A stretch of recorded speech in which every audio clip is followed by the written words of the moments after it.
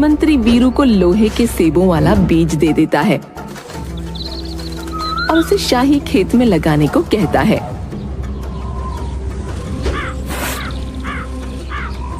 और खुद सोने के सेब वाला बीज वीरू के खेत में लगा देता है।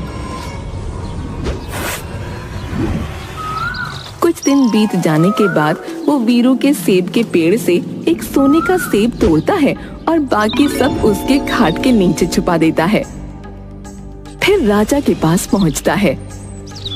महाराज, काफी दिन हो गए हैं, मेरे जादुई बीज में से तो अब सोने के सेब निकलने लगे होंगे। चलिए, आपके शुभ हाथों से ही पेड़ में से सोने के सेब तोड़ते हैं।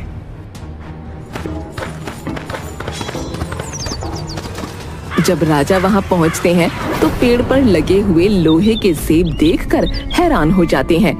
उसी समय मंत्री काली की योजना के अनुसार सोने का सेब राजा को देता है। अरे, हमारे खेतों में तो लोहे के सेब उगे हैं, तो फिर तुम ये सोने का सेब कहां से ले आए? महाराज, मुझे माफ करें, लेकिन मैंने देश के खजाने को भरने के लिए जादुई बीज शाही खेत में लगाने के लिए वीरू को दिया। ये सोने का सेब मैं वीरू के खेत से लेकर आया हूं।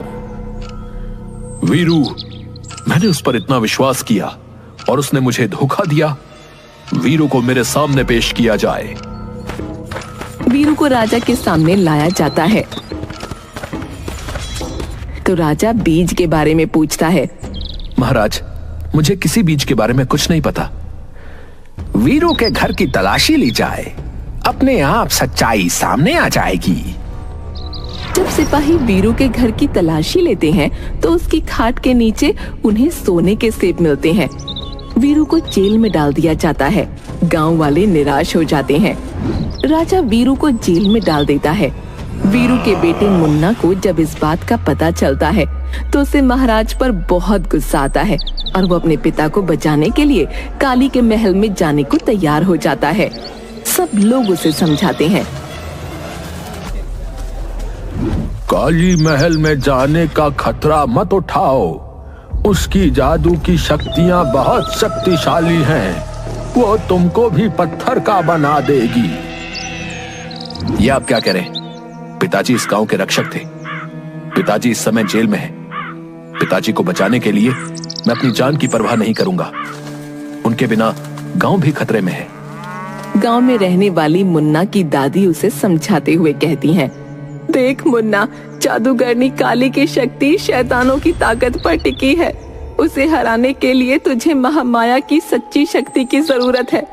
हाँ, मैं तुझे महामाया का सबसे शक्तिशाली मंत्र सिखा सकती हूँ। तेरा कोई बाल भी बांका नहीं कर पाएगा। दादी उसे माँ महामाया का शक्तिशाली मंत्र सिखाती है। मुन्ना काली के महल की ओर जाता है। काली के महल में अंदर जाने के लिए कोई दरवाजा नहीं था, इसलिए मुन्ना दादी का सिखाया हुआ माँ महामाया का मंत्र पढ़ने लगता है। मंत्र पढ़ते ही काली का महल हिलने लगता है और काली घबराकर महल से बाहर आ जाती है। मुन्ना को देखकर उसका चेहरा क्रोध से लाल हो जाता है। तू मेरी शक्तियों को ललकारने आया है? तेरी इतनी हिम्मत? काली, बुराई सच्चाई से जीत नहीं सकती। अब माँ महामाया की सच्ची शक्ति तुझे खत्म कर देगी। इससे पहले कि काली अपने मंत्र से मुन्ना को पत्थर का बनाती, मुन्ना जोर जोर से दादी का बताया हुआ मंत्र पढ़ने लगता है, जिसकी शक्ति से काली अपनी शक्तियों को खो देती है और एक साधारण महिला में बदल जाती है। देखो काली, सच्चाई की ताकत ने तुम्हारी सारी काली शक्तियों को हरा दिया है। अगर तुम सचमुच जीना चाहती हो तो तुम्हें महाराज के सामने बताना होगा कि सच्चाई क्या है, वरना माँ माया की शक्ति से नहीं बचोगी। मुन्ना काली को ले जाता है जहाँ गांव वाले और राजा इकट्ठा होते हैं। काली सबको सच्चाई बताती है कि वीरू से बदला लेने के लिए उसने मंत्री के साथ मिलकर ये योजना बनाई थी। महाराज वीरू को छोड़ देते हैं और काली को सच बोलने के लिए बहुत सारे उपहार दिए जाते हैं। अपना इतना सम्मान देखकर काली को पहली बार बहुत अच्छा महसूस होता है। वो सोचती है, आज तक कभी किसी ने मुझसे इतना प्रेम नहीं किया, इतना सम्मान नहीं दिया। मुझे भी बुरी शक्तियों का साथ छोड़कर सच्ची शक्तियों को अपना लेना चाहिए। काली गांव वालों से इजाजत मांगती है कि उसे उसी गांव में रहने दिया जाए। गांव वाले वीरू से सलाह लेते हैं। जब कोई अपनी गलती को पहचान कर पश्चाताप करे तो उसे माफ कर देना चाहिए। मेरी तो यही सलाह है कि काली को गांव में रहने दिया जाए। वीरू के कहने पर गांव वाले काली को गांव में रहने की अनुमति देते हैं। कुछ समय बाद गांव में अकाल पड़ता है।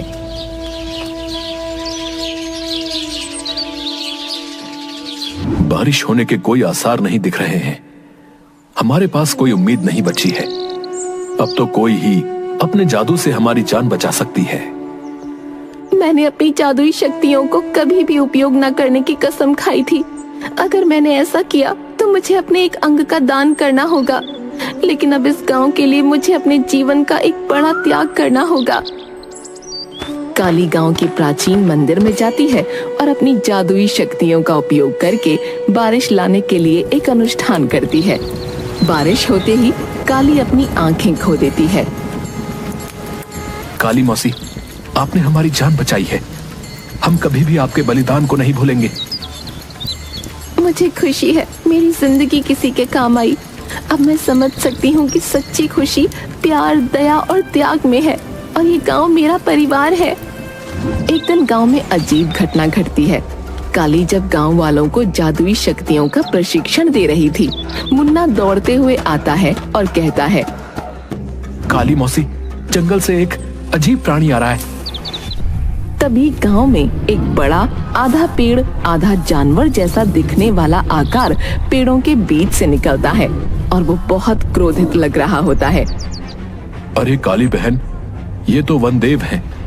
वो कभी हमारे गांव के पास नहीं आए। मुझे दिखाई तो नहीं दे रहा, लेकिन महसूस हो रहा है कि उन्हें हमारी मदद की जरूरत है। गांव वाले वनदेव के सामने इकट्ठा होते हैं। वो गुर्राता है और टेलीपैथी संदेश भेजता है। काली उसे समझ लेती है। काली वीरू से कहती है, वीरू भाई, वनदेव कह रहे हैं कि क्योंकि मैंने सच्चाई का साथ देना शुरू कर दिया है, बुरी शक्तियां मुझे खत्म कर देना चाहती हैं। मेरे ऊपर जादुई शक्तियों का काला बादल मंडरा रहा है। काली बहन, तुमने हमेशा हमारे गांव की रक्षा की है। हम तुम्हें कुछ भी नहीं होने देंगे। हम तुम्हें तुम्हारे ही जादू की सहायता से बचाएंगे। हाँ पिताजी, हम कई मौसी के सिखाए हुए जादू से कांटे बुनकर हम उन शक्तियों को रोकेंगे और पेड़ों की बेलें हमारी सुरक्षा बढ़ा देंगी। गांव के लोग काली के सिखाए जादू का इस्तेमाल करते हैं और जमीन में से तरह तरह की बेलें निकलकर एक दूसरे से जुड़ जाती हैं। लेकिन जैसे ही रात होती है, बुरी शक्तियां पेड़ की बेलों की जाल से बाहर आ जाती हैं। गांव में अंधेरा होने के कारण वो इधर उधर वार करने लगती हैं, जिससे गांव वाले घायल होने लगते हैं। मुझे अपनी शक्तियों से गांव में रोशनी करनी पड़ेगी। अगर मैंने रोशनी नहीं की तो वो बुरी शक्तियां पूरे गांव को शमशान में बदल देंगी। समय आ गया है, मुझे अपनी जान की कुर्बानी देनी होगी। काली आगे बढ़ती है, अपनी सारी शक्तियों को अपनी सांसों में रोक लेती है और उसकी जादुई शक्तियां एक चकाचौंध रोशनी में बदल जाती हैं। रोशनी से घबराकर बुरी शक्तियां कमजोर होकर गायब हो जाती हैं, लेकिन काली जमीन पर गिर जाती है। वीरू एक सच्चा किसान है। उसकी वजह से सिर्फ मैं नहीं बदली, बल्कि पूरा गांव बदल गया। असली जादू सच्चाई और मेहनत में, आपसी प्रेम में होता है।